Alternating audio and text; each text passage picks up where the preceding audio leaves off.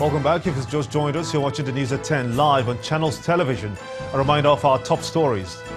Former House of Representative member Wayemi Bamidele and another APC supporter shot in controversial circumstances by a policeman during a rally by the party in Ado-Ekiti.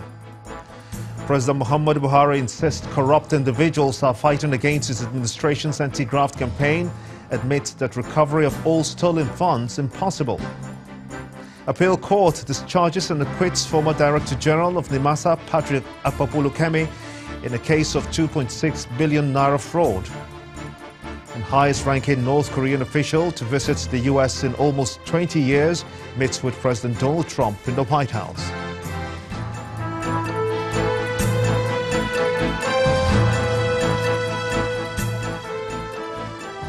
ChannelsTV.com has more information for you, and on youtube.com/channelsweb you can watch our videos. You can also watch us on your mobile device via your browser or download the Channels TV app for Android, iOS and Windows devices from their respective stores. Besides giving you access to news and updates on the go, the Channels TV and Channels 24 app have an eyewitness feature that you can use to share those pictures, videos or news of happenings around you. Just install the app, then tap and swipe to reveal the menu and follow the instructions.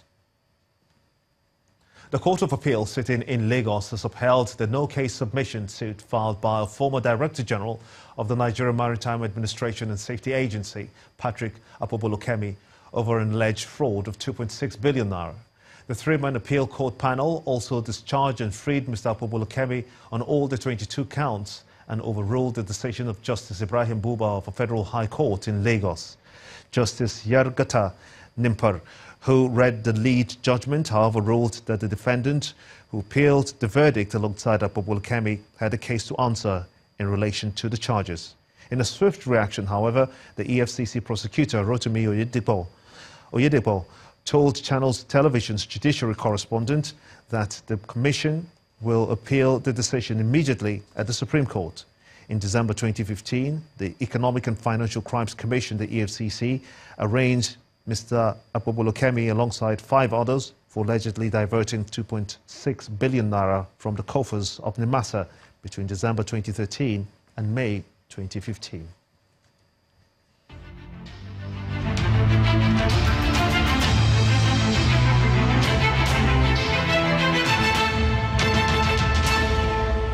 In continuation of our series of assessment of critical sectors of the country, tonight we turn our attention to the judiciary and how well the sector has fared 3 years into the Buhari administration. Our judiciary correspondent, Shola Shoele, looks at some of the initiatives the administration has introduced in the justice sector and the prevailing thoughts on the impact of these interventions. To demonstrate the importance of the judicial arm of government to the success of one of his cardinal campaign promises, President Muhammadu Buhari, while speaking at various fora, identified the judiciary as a major partner, especially in the fight against corruption.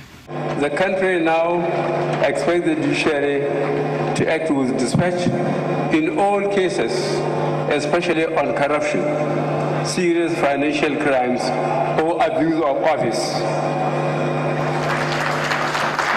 The president swiftly went to work to garner the much-needed support of the judiciary, and one of his first major actions in office was the setting up of the Presidential Advisory Committee Against Corruption, PACAC.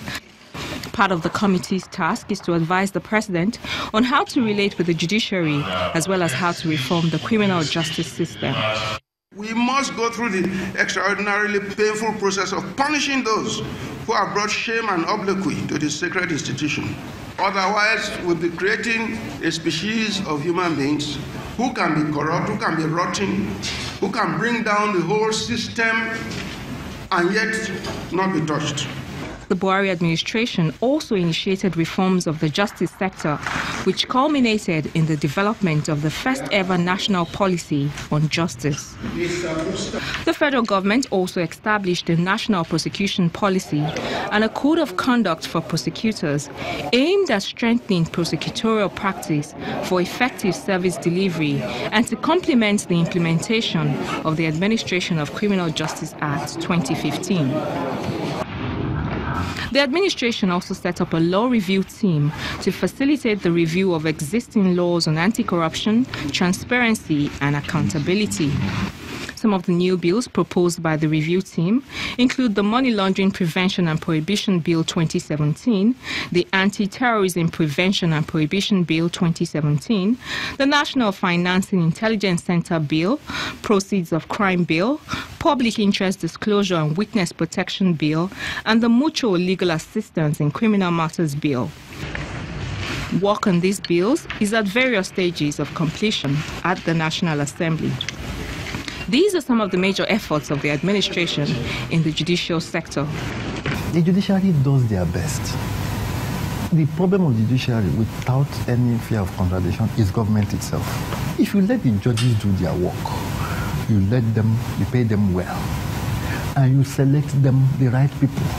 So if government wants that, they have to sort that out. The problem of delay in the process of justice delivery still, however, remain largely unresolved. Another criticism of the administration is a seeming penchant for not obeying court rulings and judgments, and the cases of former NSA boss Ibrahim Dasuki and that of the leader of the Islamic movement in Nigeria, Ibrahim El-Zakzaki, are easily cited here. As the Buhari administration counts down to the end of its mandate, stakeholders believe that the government must join forces with the judiciary to strengthen its independence, integrity, and ensure that it enjoys financial autonomy at all levels. The government must also be seen to respect the rule of law.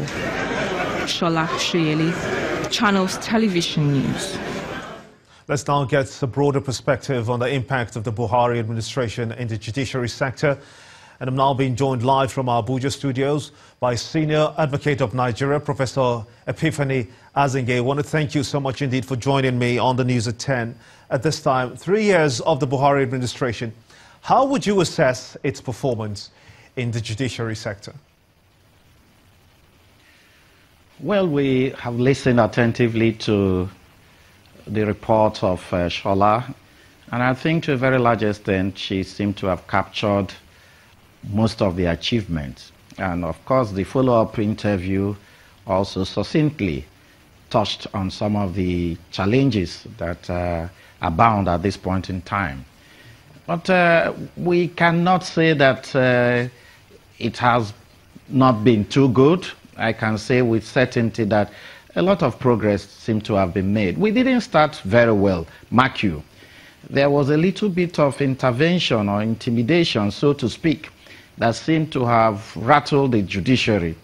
But from all indication, we have overcome that, and the judiciary has settled down and stabilized to a very great extent. Together with the other arms of government, we have seen the bills that are still pending. For me, there seemed to be heightened integrity in the judicial system. We now see speedier dispensation of justice. And the commanding heights, the Chief Justice of Nigeria, seem to have also raised the bar to a very large extent. We are now talking about digitalized courtrooms, amongst other things, better capacity building of judges, and indeed, we can also talk about the appointment of judges in that regard. And we're seeing clearly better judgments in terms of quality, that can stand the test of time anywhere in the world, and to that extent we feel that we are on the right track at this point in time. It is not yet uhuru, because of course we've listened attentively. The major impediment, which is a big challenge, is the issue of dispensation of justice. It is unacceptable to a very large extent that an arm of the government can give a ruling or decision or judgment, and that is not carried out by another arm of government. I don't think that sells us very well to the international community, and that certainly is something that we must address going forward.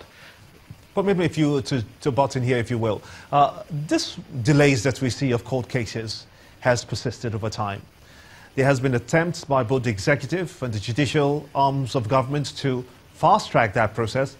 What should you recommend? What should be done to effectively deal with that particular challenge?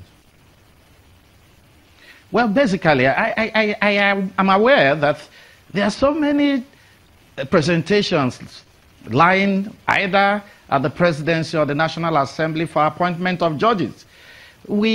Our judges are overworked, clearly overworked. So we need more hands to do this job. And of course, it cries for specialization of courts and a certain number of judges dedicated to particular cases, especially the anti-corruption cases. We have all other people, few in number, addressing other issues. We need judges, and I believe that this is an important time for us to call that some of those judges that are, or would-be judges that are screened and waiting for approval by the presidency should be approved, so that most of them will go back and sit down to do the job that only fewer numbers are doing at this point in time. For me, that is very, very fundamental as one of the reasons for delay. Like I said, judges are overworked, but again, we give credit to them. In terms of performance evaluation, the scorecard is quite impressive. And again, we believe that the National Judicial Council seems to be doing a yeoman's job in the sense that they've succeeded to a very large extent in sanitizing the judiciary. I believe that this is the most disciplined arm of government at this point in time, one that can embark on internal cleansing to make sure that discipline reigns supreme in that arm of government. So, to all intents and purposes, I believe that the judiciary has fared very well, partly because of the input of government, but basically and more fundamentally because of the role that the current commanding heights of that arm of government is playing in order to achieve that objective. Professor Epiphany Azinge, a senior advocate of Nigeria, I must thank you so much indeed for talking to us on the News at 10. Thank you very much for having me.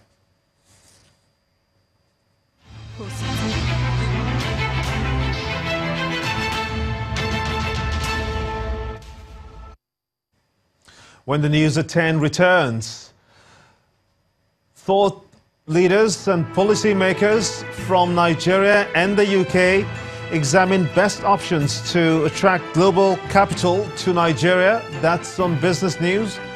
Join us again.